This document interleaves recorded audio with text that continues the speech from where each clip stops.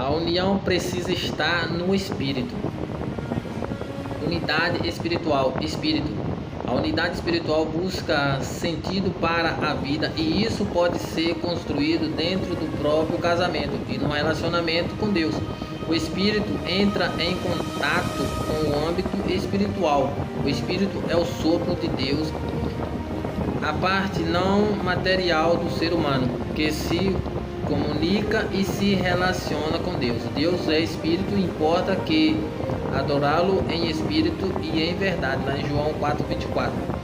3.1 vai dizer que precisam estar conectados no espírito. O espírito é a sede da consciência do racional, do tribunal da alma, da inteligência do ser humano. A falta de união no espírito tem levado muitos casais ao fracasso, porque ficam restritos só ao corpo e à alma, prazer e sentimento.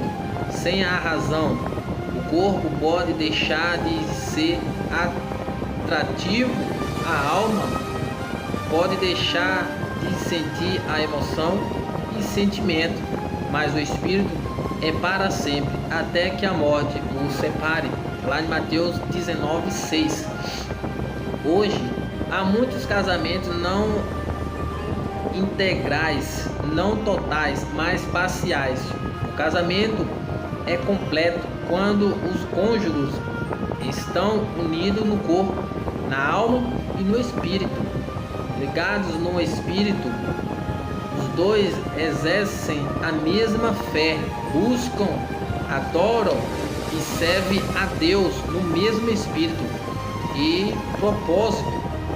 Deus passa a estar presente na vida do casal, ele estando no centro da união conjugal. Não tem como dar errado, pois ele se responsabiliza e a sua palavra dá o respaldo suficiente. Quando estão ligados no espírito, um apoia o outro, mas é difícil muitas vezes você está ligado no espírito, o outro não. Você busca mais se aproximar de Deus, fazer o que Deus se agrada, o outro não, ou a outra não. O que é que acontece? Fica difícil você andar no pensamento e o outro em outro pensamento dentro do relacionamento. Você buscar mais as coisas que agradam a Deus, fazer aquilo que Deus se agrada. Sabemos que aqui estamos de passagem, mas o outro busca mais o prazer do mundo, as coisas do mundo, ou a outra quer mais buscar as coisas do mundo. O que é que acontece? Você vai andar em desavença, em contramão um do outro, e isso faz com que prejudique um relacionamento, e muitas vezes você prejudica mais ainda a tua comunhão com Deus muitas vezes. E Deus sempre tem que estar em primeiro na nossa vida, em segundo ele não fica. E se Deus não está sendo o centro do teu relacionamento, tenha certeza de uma coisa: procure buscá-lo e colocá-lo, porque senão você não vai muito longe. Ou seja, você pode até ir, mas ambos em final que não agrada a Deus. Mas busque a direção de Deus para que juntos possam estar caminhando em direção certa, para que Deus possa abençoá-lo e permanecer junto até a volta de Cristo. Quando estão ligados no Espírito, um apoia o outro no desempenho ministerial e eclesiástico. Quando estão ligados no Espírito, os dois se envolvem junto na obra de Deus. Então é para um ajudar o outro na obra do Senhor, no ministério espiritual, para que Deus possa estar assim ajudando na sua relação, e junto está também um ajudando o outro no seu chamado para com Deus, porque nós vamos ter que prestar conta a Deus. Nós temos um dia, um encontro com Deus. E como será teu encontro? Morar ao lado de Cristo ou ser jogado no lago de fogo com o diabo e seus anjos? Porque aqui estamos de passagem, estamos vivendo um relacionamento, estamos casados, estamos solteiros. Você aí vai ter que prestar conta a Deus. E aonde você passará a sua eternidade? Casado ou solteiro? Ao lado de Cristo ou no lago de fogo? Porque Deus há de julgar, tanto solteiro quanto casado. Então você tem que saber que você tem que viver a dois, mas num pensamento de um dia estar ao lado de Cristo. 3.2. O que Deus uniu não separa o homem, mas pode acontecer uma separação? Pode, Por causa de quê? Por causa de brecha. Por causa de que você não vigiar, você dá legalidade ao diabo e o diabo entrar e destruir. Mas o que Deus fez foi o quê? O que Deus uniu, não separe o homem. Jesus deu essa instrução em Mateus 19, 3, 9. Os que se separam é por causa da dureza de coração, falta de compreensão e perdão. Muitas vezes a pessoa é dura, não vai ser do meu jeito, tem que ser da minha hora, tem que ser como eu quero, tem que ser como...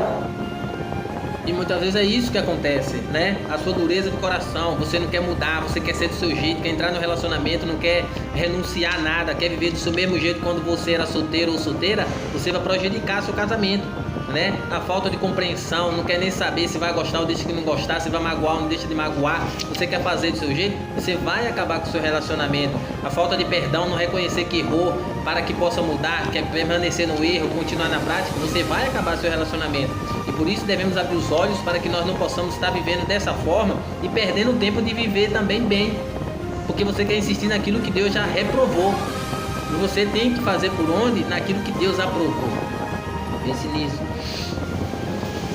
A ordenança para não se separar é até que a morte chegue. Antes disso é uma decisão particular, humana e de livre arbítrio do cônjuge, e não há liberdade bíblica para fazê-lo. Lá em 1 Coríntios 7, 39. Quando o casal se separa, não temos mais um inteiro, mas sim duas metades. O plano divino exclui do casamento a infidelidade, a bigamia e o divórcio de forma arbitrária, que segue apenas a vontade de quem decide. Então, se for questão de uma traição, você está livre, Deus já não permite mais. Você não é preciso mais sofrer, mas se você quiser perdoar e viver, problema seu, você vai pagar o preço. O papel drobado, ele é desdrobrado, mas ele não vai ser o mesmo papel do primeiro. Então, a confiança você já perde. Então, você tem que ver qual é o melhor e se você vai, né, fazer por onde viver e esquecer. Mas, se não, você está livre diante de Deus, tanto um quanto o outro. Porque foi pego numa traição, uma junção que a pessoa uniu com outro corpo para o traí-lo. Então, Deus não permite, mas não é a vontade de Deus, né? Antes da consumação do divórcio, os cônjuges devem lutar pela reconciliação e reconstrução do casamento, que possam enxergar as consequências e o desenrolar de uma decisão que ficará registrada pelo resto da vida. Então, se você sabe que já não está dando certo, você está vendo que está tendo agressão, traição, Deus já não está mais nesse negócio. Mas se for por causa de rebeldia, dureza de coração, e você quer, né, que Deus transforme, pague o preço, porque Deus, ele ama a família e odeia o divórcio. Mas você tem que ver até onde você pode ir para que não seja pior, para você insistir naquilo que Deus já não aprova mais. 3.3. A presença de Deus enche o espírito. A presença da terceira droga do cordão leva o casamento a não se quebrar facilmente, lá em Eclesiastes 4:12b. A mente é cuidada pela presença do Espírito Santo, mas necessário se faz ter Deus no centro das atenções e não tomar nenhuma decisão ou fazer algum projeto sem consultar ou falar com ele. O que torna o casamento do cristão diferente dos demais é a presença de Deus, mas Deus se faz presente quando há temor e obediência à sua palavra. Então é preciso você ser diferente. Quando é que você é diferente? É quando você coloca Deus no centro do teu casamento, no centro da tua união, porque Deus vai te iluminar, vai te dar a direção certa, vai mostrar para você como que você ambos têm que viver e Deus vai te abençoar. Momento difícil vai passar, tanto de um lado e de outro, porque são sexos opostos e tem que saber por onde viver. E Deus há de abençoar e ajudar você a prosseguir junto.